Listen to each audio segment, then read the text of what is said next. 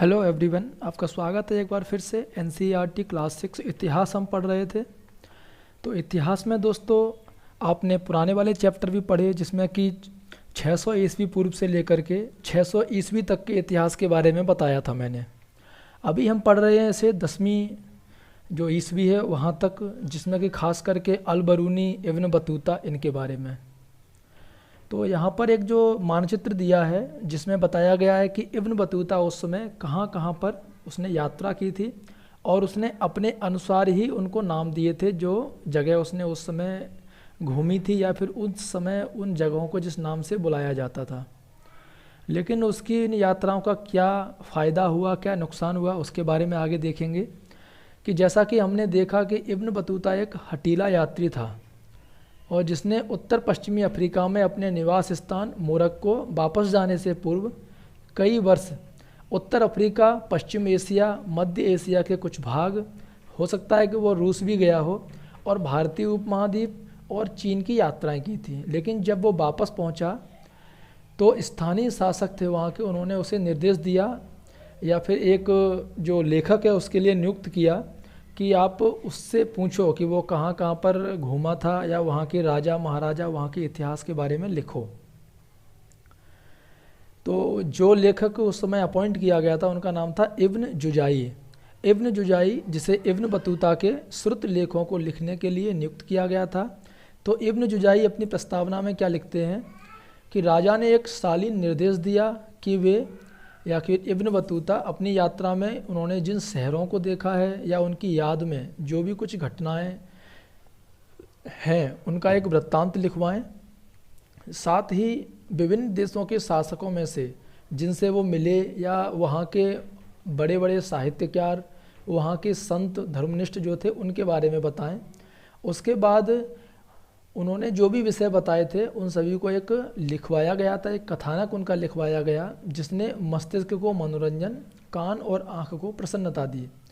और साथ ही उन्होंने कई प्रकार के असाधारण विवरण भी दिए जिनसे कि लाभप्रद उपदेश मिलते हैं और असाधारण चीज़ों के बारे में बताया जिनके संदर्भ में अभिरुचि जागी। उसके बाद इब्न बतूता के बाद जैसे कि सन 1400 से 1800 के बीच में जो भी यात्री भारत में आए थे उन्होंने फारसी में बहुत सारी यात्राओं के वृत्तांत लिखे। उसी समय भारत से मध्य एशिया, ईरान और ऑटोमन साम्राज्य की यात्रा करने वालों ने भी कभी कभी अपने अनुभव लिखे थे। और इन लेखकों ने इब्न बतूता और अल बिरूनी के पदचिन्हों का अनुसरण किया था। जिस तरीके से उन्होंने लिख किया था वैसे ही इन लोगों ने भी किया, क्योंकि इनमें से बहुत सारे जो लेखक थे जो गए थे बाहर यात्रा करने, उन्होंने इब्न बतूता और अल बिरूनी को पढ़ा भी था। और इनमें से कुछ प्रसिद्ध लेखक हैं जैसे कि अब्दुल रज्जाक समरकंदी, वो 1440 के दशक में दक्षिण भारत की यात्रा करने गए। महमूद वली वल्खी जो कि 1620 के दशक में, और शेख अली हाजिन जो कि 1740 के दशक में उत्तर भारत में आया था। और इनमें से कुछ लेखक थे जो कि भारत से आकर्षित थे, सम्मोहित थे, जैसे कि महमूद बल्खी, वो तो इतना ज़्यादा सम्मोहित थे कि वो कुछ दिनों के लिए सन्यासी भी बन गए थे।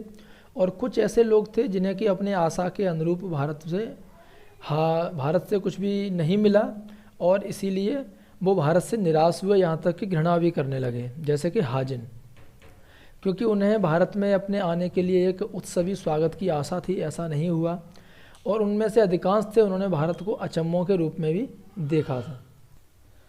यहाँ चित्र में एक 18वीं शताब्दी में जब यात्री यात्रा के लिए आते थे तो आग के आसपास इकट्ठे हुए एक चित्र दिखाया गया है जिसमें बताया गया है कि यात्री जब इस तरीके से आते थे तो आसपास बैठा करते थे या बातें किया करते थे। अब हम पढ़ेंगे फ्रांसवा बर्नियर के बारे में। एक विशिष्ट चिकित्सक हैं जो यहाँ पर जो एक चित्र दिया गया है वो है 7वीं शताब्दी का एक चित्र जिसमें कि वर्नियर को यूरोपीय पोशाक में दिखाया गया है। लगभग 1500 ईस्वी में भारत में पुर्तगालियों के आगमन के बाद उनमें से कई लोगों ने भारतीय सामाजिक रीति रिवाजों और धार्मिक प्रथाओं के विषय में बड़े बड़े विस्तृत वृत्तांत लिखे। उनमें से कुछ चुनिंदा लोग जैसे कि जेसुइट रॉबर्टो नोबिली, इन्होंने भारतीय ग्रंथों को यूरोपीय भाषाओं में अनुवादित भी किया। तो इस पॉइंट को याद रखिए कि ऐसे कौन से यूरोपीय थे जिन्होंने भारतीय ग्रंथों को यूरोपीय भाषा में ट्रांसलेट भी किया, तो वो थे जेसुइट रॉबर्टो नोबिली। सबसे प्रसिद्ध यूरोपीय लेखकों में एक नाम आता है दुआर्ते बरबोसा का, जिन्होंने दक्षिण भारत में व्यापार और समाज का एक विस्तृत विवरण लिखा। बाद में 1600 ईस्वी के बाद भारत में आने वाले डच, अंग्रेज और फ्रांसीसी यात्रियों की संख्या बढ़ने लगी और इनमें से एक प्रसिद्ध नाम फ्रांसीसी जौहरी ज्यों बैप्टिस्ट तेवर्नियर थे।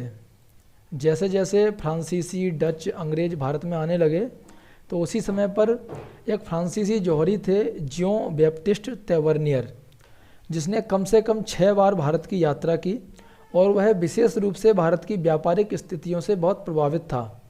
उसने भारत की तुलना ईरान और ओटोमन साम्राज्य से की। इनमें से कई यात्री जैसे कि इतालवी चिकित्सक मनुकी कभी भी यूरोप वापस नहीं गए और भारत में ही बस गए। तो एक इतालवी चिकित्सक थे मनुकी, जो कि कभी भी वापस यूरोप नहीं गए और भारत में ही रह गए थे। फ्रांस के रहने वाला फ्रांसवा वर्नियर, कहाँ के रहने वाले थे ये? फ्रांस के, याद रखें इसको। एक चिकित्सक, राजनीतिक दार्शनिक और एक इतिहासकार था। कई और लोगों की तरह ही वह भी मुगल साम्राज्य में अवसरों की तलाश में आया था। वह 1656 से 1668 तक भारत में 12 वर्ष तक रहा और मुगल दरबार के नज़दीकी रूप से जुड़ा रहा। पहले सम्राट शाहजहाँ के ज्येष्ठ पुत्र दारा सिकोह के चिकित्सक के रूप में और बाद में मुगल दरबार के एक अर्मीनियाई अमीर दानिशमंद खान के साथ एक बुद्धिजीवी और वैज्ञानिक के रूप में वह मुगल दरबार में रहा। कब तक रहा? सन 1656 से लेकर के 1668 तक। वर्नियर ने देश के कई भागों की यात्रा की और देखा कि उनके विषय में उसने विवरण भी लिखे। वह सामान्यतः भारत में जो भी देखता था उसकी तुलना यूरोपीय स्थिति से करता था, जैसा कि हम अक्सर करते हैं। कभी भी अगर आप अपने यहाँ से निकल के किसी दूसरी सिटी में जाएंगे तो सबसे पहले वहाँ के रहने, वहाँ पे खाने पीने की तुलना अपने लोकल से ज़रूर करते हैं। तो इसी तरीके से जो वर्नियर थे, उन्होंने देश के अलग अलग भागों की जब यात्रा की और अलग अलग भागों को देखा तो उसने अलग अलग विषयों के बारे में विवरण भी लिखे। लेकिन वह सामान्यतः जो भी कुछ भारत में देखता था उसकी तुलना यूरोप में जो वही चीज़ है उससे ज़रूर करता था। उसने अपनी प्रमुख कृति को फ्रांस के शासक लुई 15वें को समर्पित किया था और उसके कई अन्य कार्य प्रभावशाली अधिकारियों और मंत्रियों को पत्रों के रूप में लिखे हुए थे। लगभग प्रत्येक दृष्टांत में वर्नियर ने भारत की स्थिति को यूरोप में हुए विकास की तुलना में दयनीय बताया। जैसा कि हम देखेंगे कि उसका आकलन हमेशा सटीक नहीं था, फिर भी जब उसके कार्य प्रकाशित हुए तो वर्नियर के जो वृत्तांत हैं वो सबसे अधिक प्रसिद्ध हुए।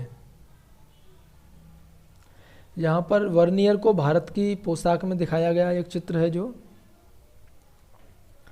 तो वर्नियर की मुगल सेना के साथ यात्रा का वृत्तांत है। वर्नियर ने कई बार मुगल सेना के साथ यात्राएं की।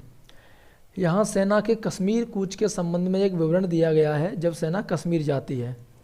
तो वो लिखते हैं कि इस देश की प्रथा के अनुसार मुझसे 2 अच्छे तुर्कमान घोड़े देखने की अपेक्षा की जाती है और मैं अपने साथ एक शक्तिशाली फारसी ऊँट और चालक, अपने घोड़ों के लिए एक साइस, एक खानसामा और एक सेवक जो हाथ में पानी का पात्र लेकर मेरे घोड़े के आगे चलता है वो भी रखता हूँ। मुझे हर उपयोगी वस्तु दी गई है, जैसे औसत आकार का एक तंबू, एक दरी, 4 बहुत कठोर पर हल्के बेंतों से बना एक छोटा बिस्तर, एक तकिया, एक बिछौना और भोजन के समय प्रयुक्त गोलाकार चमड़े के मेजपोश, रंगे हुए कपड़े के कुछ अंगोछे नैपकिन, खाना बनाने के सामान से भरे 3 छोटे झोले जो सभी एक बड़े झोले में रखे हुए थे और यह झोला भी एक लंबे चौड़े और सुदृढ़ दोहरे बोरे अथवा चमड़े के पट्टों से बने जाल में रखा है। इसी तरह से इस दोहरे बोरे में स्वामी और सेवकों की खाद्य सामग्री, साम्राज्य कपड़े और वस्त्र रखे गए हैं। मैंने ध्यानपूर्वक 5 या 6 दिनों के उपयोग के लिए बढ़िया चावल, सौंफ की सुगंध वाली मीठी रोटी, नींबू और चीनी का भंडार साथ में रखा है। साथ में मैं दही को टांगने और पानी निकालने के लिए उपयुक्त छोटे लोहे के अंकुश वाला झोला लेना भी नहीं भूला हूँ। इस देश में नींबू के शरबत और दही से अधिक ताजगी भरी वस्तु कोई नहीं मानी जाती है। तो यहाँ पर वर्नियर ने जो कश्मीर कूच था उसका पूरा वृत्तांत दिया है। तो भारत के विषय में विचारों का सृजन और प्रसार करके यूरोपीय यात्रियों के वृत्तांतों ने उनकी पुस्तकों के प्रकाशन और प्रसार के माध्यम से यूरोपीय लोगों के लिए भारत की एक छवि के सृजन में सहायता की। बाद में 1750 के बाद जब शेख इतिस्मुद्दीन और मिर्ज़ा अबू तालिब जैसे भारतीयों ने यूरोप की यात्रा की तो उन्हें यूरोपीय लोगों की भारतीय समाज की छवि का सामना करना पड़ा और उन्होंने तथ्यों की अपनी अलग व्याख्या के माध्यम से इसे प्रभावित करने का प्रयास किया। यानी कि भारत में जो भी यूरोपीय आते थे उन्होंने अपनी पुस्तक का प्रकाशन किया, उसमें भारत के बारे में लिखा। जब भारत से ये दो लोग 1750 के बाद जब यूरोप की यात्रा पर गए तो उन लोगों ने भारतीयों के बारे में वही समझा जो उस पुस्तक में लिखा हुआ था। बर्नियर के काम फ्रांस में सन 1670 से 1671 में प्रकाशित हुए थे और अगले 5 वर्ष के भीतर ही अंग्रेजी, डच, जर्मन और इतालवी भाषाओं में इनका अनुवाद हो गया था। सन 1670 और 1725 के बीच में उनका जो वृत्तांत है वो फ्रांसीसी में 8 बार पुनर्मुद्रित हो चुका था और सन 1684 तक यह 3 बार अंग्रेजी में भी पुनर्मुद्रित हुआ। यह अरबी और फारसी वृत्तांतों जिनका प्रसार हस्तलिपियों के रूप में होता था और जो 1800 से पहले सामान्यतः प्रकाशित नहीं होते थे उसके पूरी तरह विपरीत था। तो आप समझ सकते हैं कि जो बर्नियर ने जो भी कुछ लिखा था वो कितना पॉपुलर हुआ था उस समय, कि अलग अलग भाषाओं में वो, जैसे कि फ्रांसीसी में 8 बार और अंग्रेजी में 3 बार इसे लिखा गया था। और यह अरबी और फ्रांसीसी जो वृत्तांत हैं जो कि हाथों से लिखे गए हुए थे उनसे पहले ऐसे वृत्तांत प्रकाशित नहीं हुए थे। विशाल पहुंच वाली भाषा। संस्कृत के विषय में अल-बिरूनी ने क्या लिखा है कि अगर आप इस कठिनाई यानी कि संस्कृत भाषा को सीखने की उससे पार पाना चाहते हैं तो यह आसान नहीं होगा, क्योंकि अरबी भाषा की तरह ही शब्दों और विभक्तियों दोनों में ही इस भाषा की पहुंच बहुत विस्तृत है।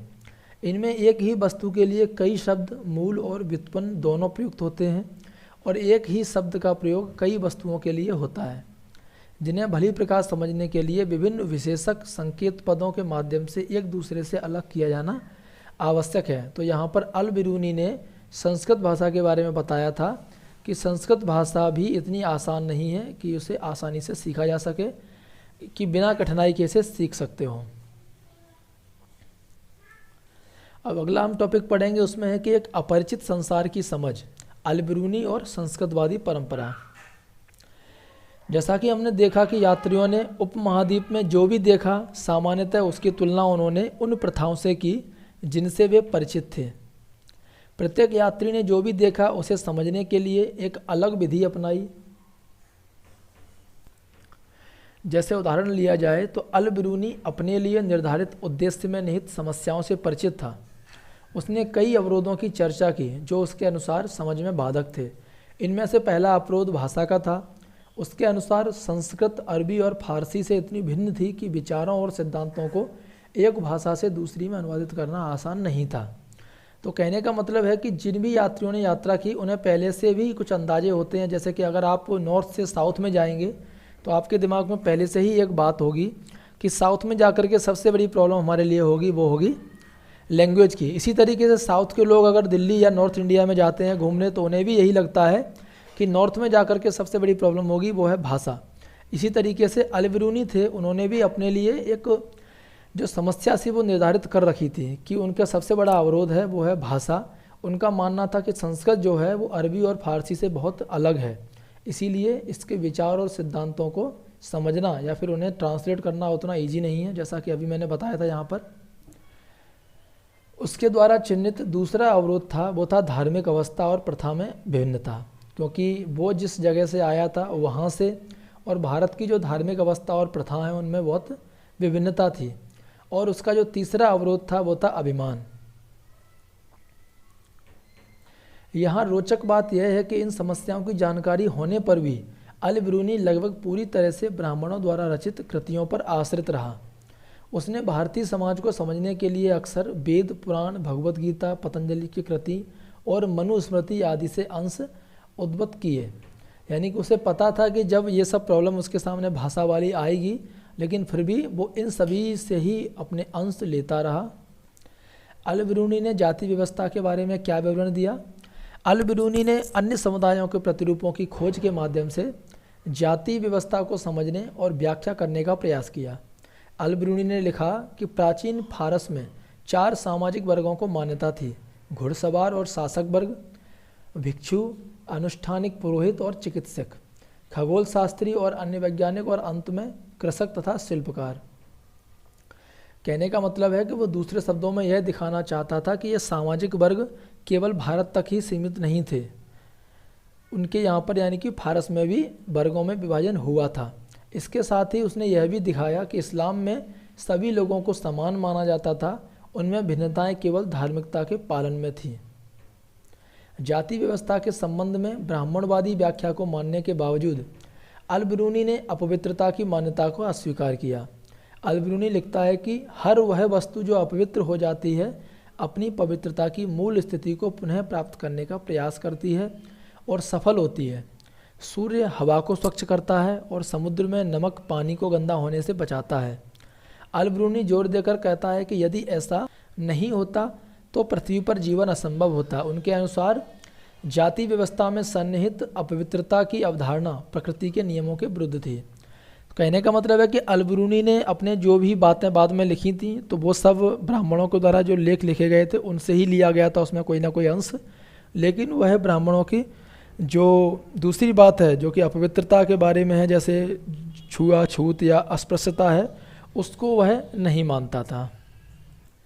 अल-बिरूनी ने वर्ण व्यवस्था का किस प्रकार से उल्लेख किया कि सबसे ऊंची जाति ब्राह्मणों की है, जिनके विषय में हिंदुओं के ग्रंथ हमें बताते हैं कि वे ब्रह्मा के सिर से उत्पन्न हुए थे, और क्योंकि ब्रह्म प्रकृति नामक शक्ति का ही दूसरा नाम है और सिर शरीर का सबसे ऊपरी भाग है, इसीलिए ब्राह्मण पूरी प्रजाति के सबसे चुनिंदा भाग हैं और इसी कारण से हिंदू उन्हें मानव जाति में सबसे उत्तम मानते हैं। अगली जाति क्षत्रियों की है, जिनका सृजन ऐसा कहा जाता है कि ब्रह्मा के कंधों और हाथों से हुआ है, उनका दर्ज ब्राह्मणों से अधिक नीचे नहीं है। उसके पश्चात वैश्य आते हैं, जिनका उद्भव ब्रह्मा की जंघाओं से हुआ था। शूद्र, जिनका सृजन उनके चरणों से हुआ था। अंतिम दो वर्गों के बीच अधिक अंतर नहीं है, लेकिन इन वर्गों के बीच भिन्नता होने पर भी ये एक साथ एक ही शहरों और गाँव में रहते हैं, समान घरों और आवासों में मिलजुल कर। तो ऐसा जो वृत्तांत है वर्णों के बारे में वो दिया था अल-बिरूनी ने। जैसा कि हमने देखा कि जाति व्यवस्था के विषय में अल-बिरूनी का विवरण उसके नियामक संस्कृत ग्रंथों के अध्ययन से पूरी तरह से गहनता से प्रभावित था। इन ग्रंथों में ब्राह्मणों के दृष्टिकोण से जाति व्यवस्था को संचालित करने वाले नियमों का प्रतिपादन किया गया था, लेकिन वास्तविक जीवन में यह व्यवस्था इतनी भी कड़ी नहीं थी। उदाहरण के लिए अंत्यज नामक श्रेणियों से सामान्यतया यह अपेक्षा की जाती थी कि वे किसानों और जमींदारों के लिए सस्ता श्रम उपलब्ध करें। अंत्यज कौन होते थे? जो कि शाब्दिक रूप में व्यवस्था से परे, इस व्यवस्था से दूर रहते थे। तो उनसे क्या अपेक्षा की जाती थी कि किसान और जमींदारों के लिए वो आसानी से काम कर सकें। और दूसरे शब्दों में, हालांकि ये अक्सर सामाजिक प्रताड़ना का शिकार होते थे, फिर भी इन्हें आर्थिक तंत्र में शामिल किया जाता था। तो यही बातें हैं कि जो चीज़ें ऊपर ग्रंथों में लिखी हुई थी कि शूद्र हैं वो नीचे का काम ही करेंगे, या फिर कोई और जैसे वैश्य शूद्र, इनके बारे में जो बातें लिखी गई थी उन्हें इतनी कड़ाई से पालन नहीं किया जाता था। कहीं कहीं जगह पर, कुछ जगह पर ये अपवाद भी थे और कुछ जगह पर ये सत्य भी था। अब बात होगी इब्न बतूता के बारे में। इब्न बतूता तथा अनजाने को जानने की उत्कंठा।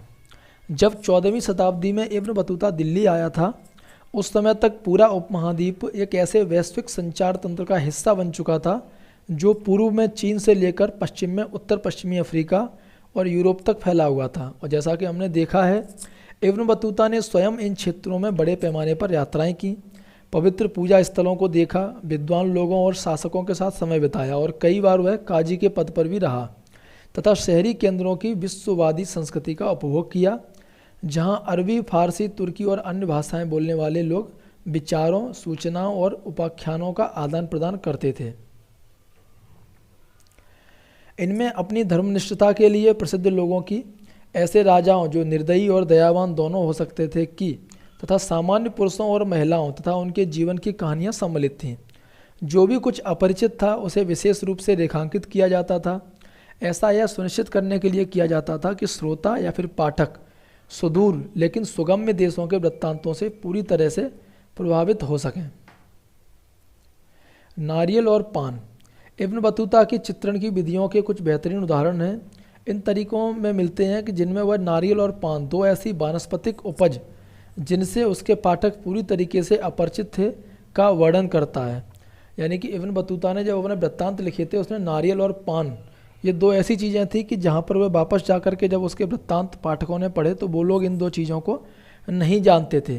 तो उसने इनका वृत्तांत कैसे किया, तो उसके वृत्तांत में मिलता है कि मानव सिर जैसे गिरिदार फल। नारियल का वर्णन इब्न बतूता कैसे करता है कि ये वृक्ष स्वरूप से सबसे अनोखे और प्रकृति में सबसे विस्मयकारी वृक्षों में से एक हैं और ये हूबहू खजूर के वृक्ष जैसे दिखते हैं।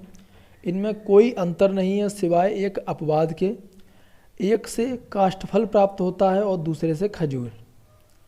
नारियल के वृक्ष का फल मानव के सिर से मेल खाता है क्योंकि इसमें भी मानो दो आँखें और एक मुंह है और अंदर का भाग हरा होने पर मस्तिष्क जैसा दिखता है और इससे जुड़ा रेशा बालों जैसा दिखाई देता है।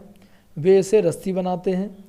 लोहे की कीलों के प्रयोग के बजाय इनसे जहाज को सिलते हैं। वे इससे बर्तनों के लिए भी रस्सी बनाते हैं। तो इस तरीके से इब्न बतूता ने नारियल के वृक्ष और नारियल के फल का वर्णन किया था। इब्न बतूता ने पान का वर्णन कैसे किया कि पान एक ऐसा वृक्ष है जिसे अंगूर लता की तरह ही उगाया जाता है। पान का कोई फल नहीं होता है और इसे केवल इसकी पत्तियों के लिए ही उगाया जाता है। इसे प्रयोग करने की विधि यह है कि इसे खाने से पहले सुपारी ली जाती है।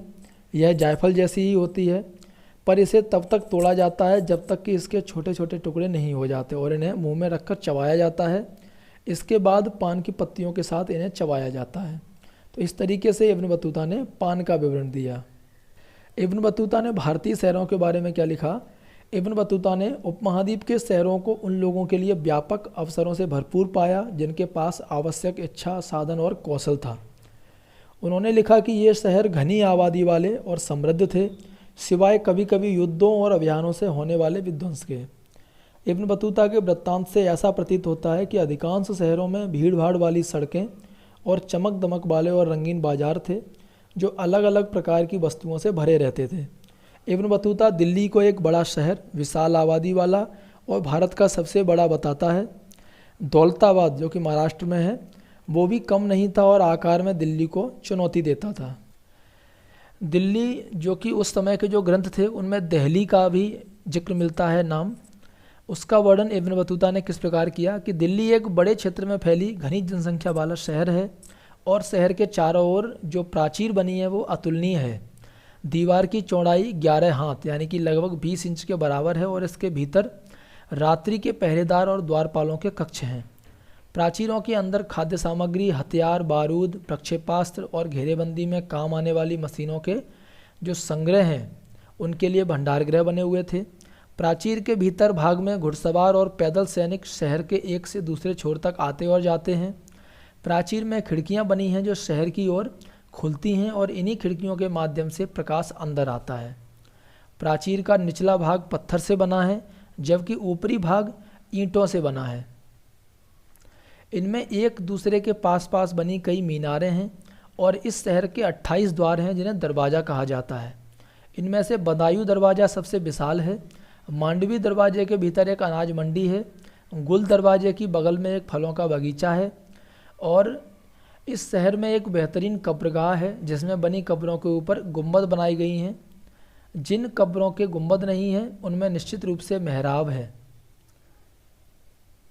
कब्रगाह में कंदाकार चमेली और जंगली गुलाब जैसे फूल हैं और वो फूल सभी मौसमों में खिले रहते हैं। यहाँ पर जो तुगलकाबाद है जो कि दिल्ली का एक मेहराब है उसका चित्र दिया गया है। आप देख सकते हैं यहाँ पर ये जो ऊपर है ये मेहराब का चित्र है ये वाला, और ये जो चित्र है साइड में ये है जो दिल्ली की जो किलेबंदी की दीवार है उसका एक हिस्सा यहाँ पर दिखाया गया है। इब्न बतूता के अनुसार जो बाजार थे वो सिर्फ और सिर्फ आर्थिक विनिमय के ही स्थान नहीं थे बल्कि ये सामाजिक और आर्थिक गतिविधियों के भी केंद्र हुआ करते थे और ज़्यादातर बाज़ारों में एक मस्जिद और एक मंदिर होता था। उनमें से कम कुछ में तो नर्तकों यानी कि जो डांस करते हैं, नाचने वाले, संगीतकारों और गायकों के सार्वजनिक प्रदर्शन के लिए भी स्थान हुआ करता था। हालांकि इब्न बतूता की शहरों की समृद्धि का वर्णन करने में अधिक रुचि नहीं थी। इतिहासकारों ने उसके वृत्तांत का प्रयोग यह तर्क देने में किया है कि शहर अपनी संपत्ति का एक बड़ा भाग गांवों से अधिशेष के अधिग्रहण से प्राप्त करते थे। इब्न बतूता ने पाया कि भारतीय कृषि के इतना अधिक उत्पादनकारी होने की वजह मिट्टी का उपजाऊपन था, जो किसानों के लिए वर्ष में 2 फसलें उगाना संभव करता था। और उसने ये भी बताया कि उपमहाद्वीप व्यापार और वाणिज्य के अंतर एशियाई तंत्रों से भली भांति जुड़ा हुआ था। भारतीय माल की मध्य और दक्षिण पूर्व एशिया दोनों में बहुत डिमांड थी, जिससे शिल्पकारों और व्यापारियों को बहुत मुनाफा होता था। भारतीय कपड़ों, खास करके सूती कपड़ा, महीन मलमल, रेशम, जरी और साटन, इनकी मांग ज़्यादा थी। इब्न बतूता ने हमें बताया कि महीन मलमल की कई किस्में इतनी अधिक महंगी थी कि उन्हें अमीर वर्ग के बहुत धनाढ्य लोग ही पहन सकते थे। जैसे यहाँ पर एक जो चित्र दिया गया है, तो इस तरीके की जो बुनाई है उसकी अभिरचनाओं को उपमहाद्वीप और दक्षिण पूर्व एशिया के कई तटीय उत्पादन केंद्रों में अपनाया गया था और उनमें सुधार भी किए गए थे।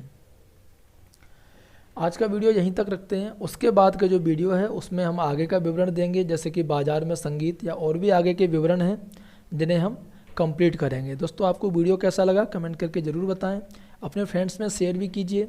और इसी के साथ NCERT के सभी क्लासेस के सभी चैप्टर्स आप मेरे साथ कवर कर सकते हैं। धन्यवाद दोस्तों।